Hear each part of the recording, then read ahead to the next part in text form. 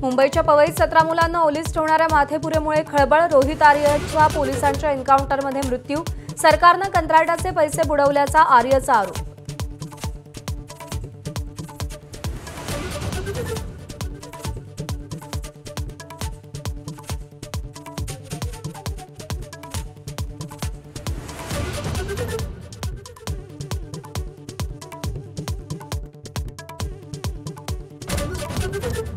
जून 2026 पर्यंत कर्जमाफीबाबत निर्णय घेणार. बच्चू कडूंच्या आंदोलनाच्या पार्श्वभूमीवर सरकारचं आश्वासन.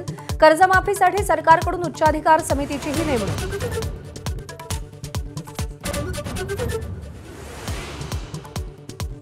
आता आमच्या भेटीगाठी होतच राहणार. ठाकरे बंधूंच्या भेटीगाठी संदर्भातल्या बातम्यांच्या कव्हरेजवर राज ठाकरेंचं सूचक वक्तव्य. युतीच्या चर्चांना आणखी जोर.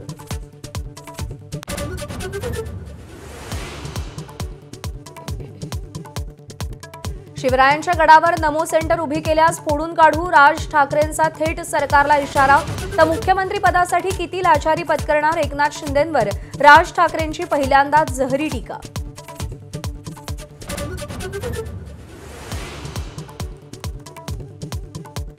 पुण्यातील जैन बोर्डिंगच्या जमिनीचा व्यवहार अखेर रद्द. धर्मादाय आयुक्तांकडून स्वतःचाच निर्णय मागे.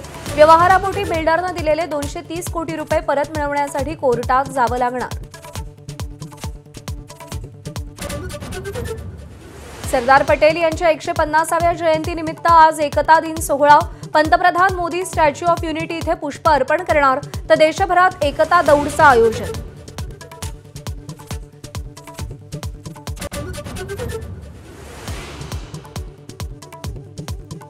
महिला विश्वचषकात भारतीय संघानं इतिहास घडवला. उपांत्य फेरीत ऑस्ट्रेलियाचा 5 विकेट्सनं पराभव. रविवारी दक्षिण आफ्रिकेशी अंतिम लढत.